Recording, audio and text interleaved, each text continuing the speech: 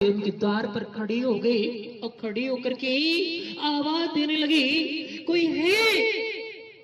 मुझे प्यास लगी हुई है, थोड़ा सा कोई पानी दे दे।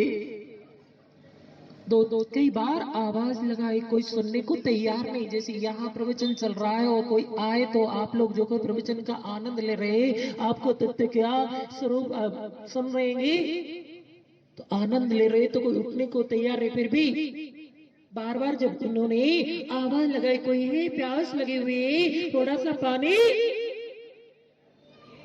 दे दो।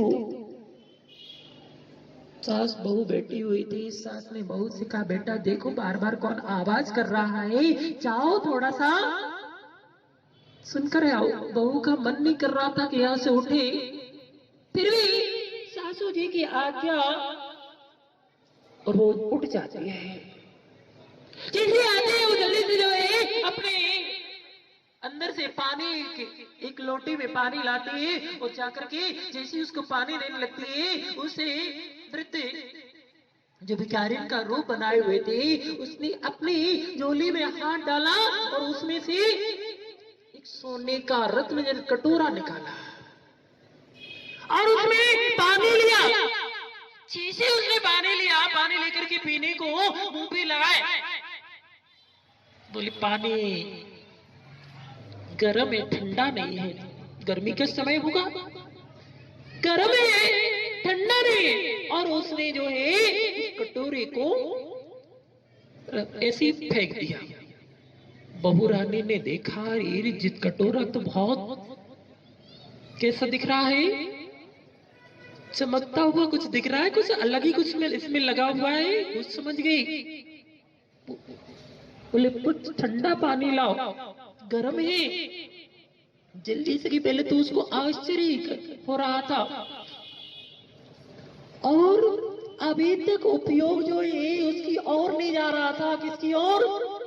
वहां जो भिखारी पानी मांग रही उसकी और नहीं जा रहा था। जैसे कटोरे को देखा, अभी तक प्रवचन की और जो ये मन जा रहा था, अब मन कहाँ गया?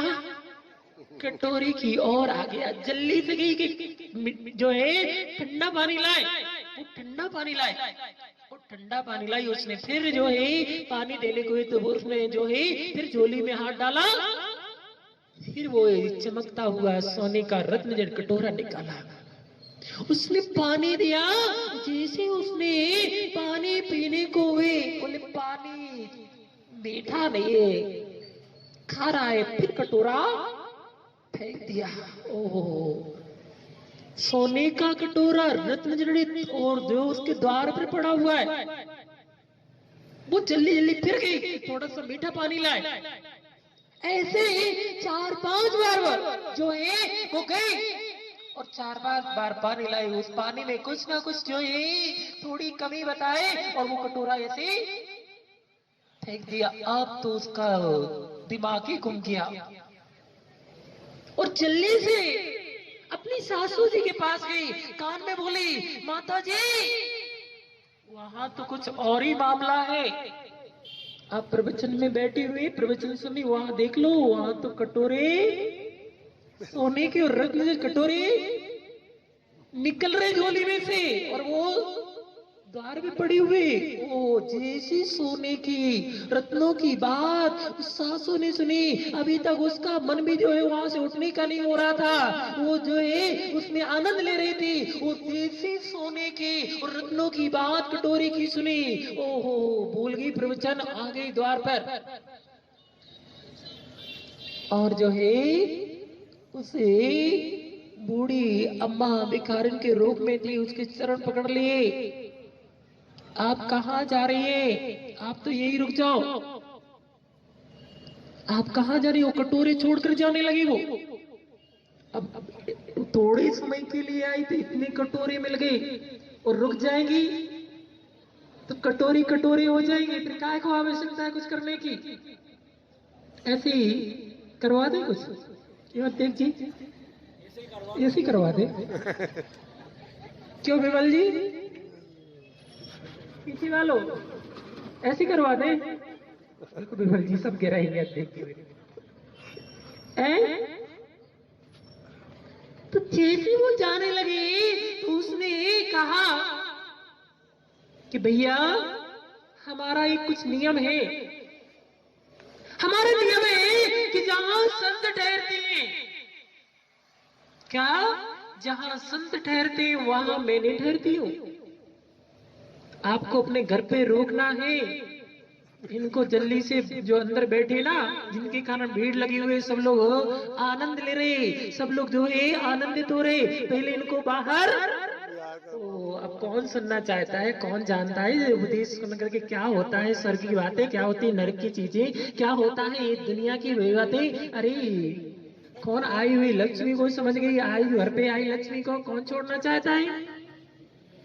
उन्होंने कहा आप चिंता नहीं करो, हम अभी हाल उनको बाहर करते हैं। अभी निवेदन कर रहे थे कि संत भाई से कि आप जो है स्वामी जी यहाँ पर रुक जाएं, धर्म का उपदेश दे, हम लोग को धर्म का उपदेश सुन करके उसमें आनंद ले, अपने जीवन को सार्थक बनाए।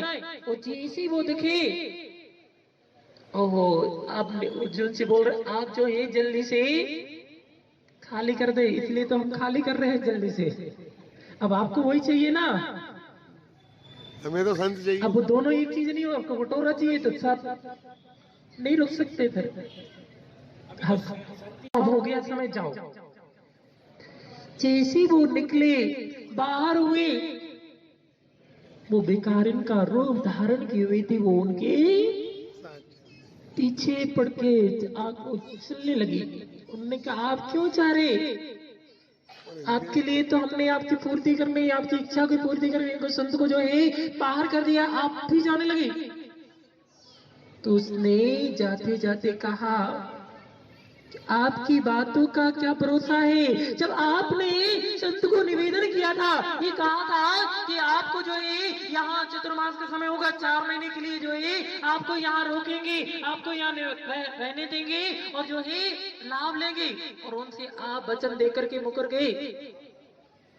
संत न ठहरे जहां पर मैं क्यों लूं विश्राम, दुविधा में दोनों गए माया मिली न राम। जैसे संत आगे बढ़े, वो भी उनके पीछे पीछे बढ़ गई। यानी इसका सार इतना ये समय हो गया है कि जहां संत होते हैं, जहां संत ठहरते हैं, वहां लक्ष्मी द्वार पर स्वयं खड़ी हो जाती है, और जहां संत नहीं होते लक्ष्मी वहां से पलायन कर जाती है। वास्तव में आज जो कुछ भी हम जान रहे हैं, जो कुछ भी हमारे ईद का मार्ग हमें दिखाई दे रहा है, हमारे जीवन में जो सुख का मार्ग हो रहा है, ये सब किनकी महिमा है, गुरु की महिमा है, जिनके कारण हम धर्म को जान पा रहे हैं, जिनके कारण हम अपने जीवन को सुखमय आनंदमय बनाने का पुरुषार्थ कर पा रहे। गुरु की शरण में जाने से, गुरु की भक्ति आराधना करने से, गुरु की विनय करने से पुण्य की प्राप्ति होती है, और पुण्य जब होता है जीवन में तो धन संपदा स्वयं पुण्य से आती है। और पुण्य नहीं होता है वो कुंभ में लगे रहो, पूर्व का पुण्य है उसको नष्ट कर लेंगे, सब समाप्त हो जाएगा, बाद में कुछ नहीं हो। पुण्य के पुरुषार्थ में लगे रहोगे, पुण्य से पुरुषार्थ करते रहोगे, गुरु का सानिध्य मिलता रहेगा, गुरुओं के माध्यम से धर्म का उपदेश सुनते रहेंगे, उसको जीवन में उतारते रहेंगे, पुण्य की वृद्धि होती रहेगी, तो जीवन में सब कुछ आपको प्राप्त होता रहेगा।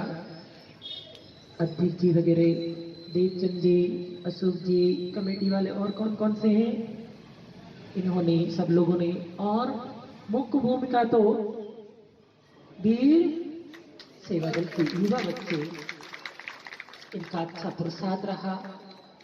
अध्यक्ष जी तो हमसे कब मिले थे पहली बार, जब अशोका गार्डन भोपाल में चतुर्मास था, उस समय दर्शन अध्यक्ष जी याद है, उस समय आए थे। बोले महाराज जी, कोरोना के पहले आए थे हमारे पास, बोले महाराज जी कोरोना के समय में फिर वो चल रहा था। हाँ, थोड़ा बीच में कम हो गया था, तब निवेदन किया था कि महाराज जी सीहोर है, हमने पहली बार सीहोर का नाम सुना था, नहीं जानते थे, पहली बार सुना था, कभी साइड आना ही नहीं हुआ। इन्होंने पुरुषार्थ किया और यहाँ के इन सेवा दल के जो युवा बच्चे हैं, कहाँ गए वो? अंकुश, इस